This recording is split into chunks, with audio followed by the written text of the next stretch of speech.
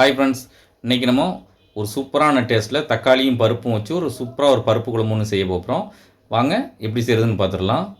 வீடியோக்குள்ளே போக முன்னாடி நம்ம சேனலை ஃபஸ்ட் டைம் பார்த்திங்கன்னா சப்ஸ்கிரைப் பண்ணிவிடுங்க. பக்கத்தில் இருக்க பெல் ஐக்கானே கிளிக் பண்ணிவிடுங்க. அப்போ தான் நான் போடக்கூடிய வீடியோஸ்லாம் உடனுக்குடன் நோட்டிஃபிகேஷன் வரும். வாங்க வீடியோக்குள்ளே போகலாம். இப்போ நான் 1 கப் அளவுக்கு துவரம் பருப்பு எடுத்திருக்கேன். அது ஒரு பவுலில் கொட்டி கொஞ்சம் கழுவி எடுத்துக்கலாம். இப்போ நல்லா கழுவி எடுத்துகிட்டு வந்துட்டேன். இதில் நல்ல தண்ணியை ஊற்றி ஒரு 1/2 மணி நேரம் நல்லா ஊற வச்சிடலாம். இப்போ 1/2 மணி நேரம் பருப்பு நல்லா ஊறிட்டு இப்போ அதை ஒரு குக்கரில் சேர்த்துக்கலாம். இப்போ கொஞ்சம் தண்ணியும் சேர்த்து ஊற்றிப்போம். இப்போ நான் பருப்பு அளந்த அதே கப் அளவுக்கு 2 கப் தண்ணி அளவு சேர்த்துருக்கேன். இப்போ இது கூட நான் ஒரு 4 தக்காளியை வெட்டி வச்சுருக்கேன். அந்த 4 தக்காளியும் இதில் சேர்த்துருவோம். நான் ஒரு 2 வெங்காயத்தை பெரிய வெங்காயத்தை பொடிசாக வெட்டி வச்சுருக்கேன். அதையும் இதில் சேர்த்துருவோம். இப்போ இது கூட 1/4 ஸ்பூன் மஞ்சள் தூள் சேர்த்துக்கலாம். 1/2 ஸ்பூன் வத்தல் தூள் சேர்த்துக்கலாம். உங்கள் காரத்துக்கு தகுந்த மாதிரி பார்த்து சேர்த்துக்கிடுங்க. ஒரு 3 காயத்தை இப்படி நுணுக்கி வச்சுருக்கேன். அதையும் சேர்த்துப்போம். கொஞ்சமாக கருவேப்பிலை சேர்த்துக்கலாம். கொஞ்சமாக இதுக்கு தேவையான அளவு உப்பு சேர்த்துக்கலாம். எல்லாத்தையும் மிக்ஸ் பண்ணி விட்டுருவோம். இப்போ நம்ம குக்கரை மூடிடலாம். மூடி 3 விசில் போட்டுக்கலாம். 3 விசில் வந்துட்டு இப்போ நான் ஒரு மாங்காவை வெட்டி வச்சுருக்கேன். அதை இப்போ இதில் சேர்த்துப்போம். கொஞ்சம் தண்ணியும் சேர்த்துப்போம்.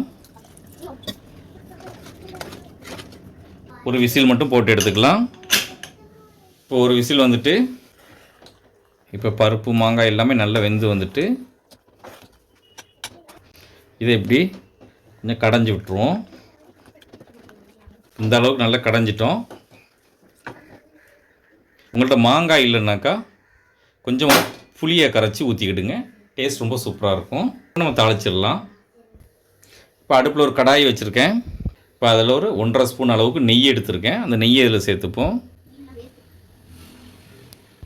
நெய் நல்லா உருகிட்டு இப்போ நான் கொஞ்சம் ஒரு 10 பல் பூண்டு எடுத்து இப்படி தட்டி வச்சுருக்கேன். அதில் சேர்த்துருவோம். இதை கொஞ்சமாக இப்படி வதக்கி விட்டுக்கலாம். நான் கொஞ்சம் சீரகத்தை லைட்டாக அப்படி தட்டி வச்சுருக்கேன். அதை இதில் சேர்த்துப்போம். அதையும் லைட்டாக வதக்கி விட்டுக்கலாம். இப்போ இதில் ஒரு 2 மிளகாய் போட்டுக்கலாம். கொஞ்சமாக கருவேப்பிலை போட்டுக்கலாம். இதையே நல்லா வதக்கி விட்டுப்போம். இப்போ இதில் 1 ஸ்பூன் இஞ்சி பேஸ்ட் எடுத்திருக்கேன். அதை இதில் சேர்த்துப்போம். இதையும் சேர்த்து நல்லா வதக்கி விட்டுருவோம். இந்த அளவுக்கு வதக்கியாச்சு. இப்போ நம்ம பருப்பை இப்போ இதில் சேர்த்துருவோம்.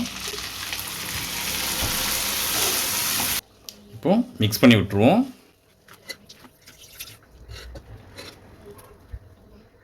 இப்போ நம்ம கொஞ்சம் உப்பு செக் பண்ணிக்கலாம். உப்பு உரப்பெல்லாமே கரெக்டாக இருக்குது. இப்போ இதில் நம்ம கொஞ்சம் கொத்தமல்லி எல்லாம் போட்டுக்கலாம். இப்போ நம்மளுடைய சுவையான தக்காளி பருப்பு ரெடி ஆகிட்டு. இது ரொம்பவே டேஸ்ட்டாக இருக்கும். நீங்களும் ஒரு ட்ரிப் வீட்டில் செஞ்சு பாருங்கள். எப்படி இருந்துச்சுன்னு கமெண்ட்டில் சொல்லுங்கள். இந்த வீடியோ பிடிச்சிருந்தால் லைக் பண்ணுங்கள். உங்கள் ஃப்ரெண்ட்ஸ் அண்ட் ஃபேமிலிக்கும் ஷேர் பண்ணுங்கள். இதை போல் நிறைய வீடியோஸ் பார்க்க மறக்காமல் உங்கள் சேனலுக்கு சப்ஸ்கிரைப் பண்ணிவிடுங்க.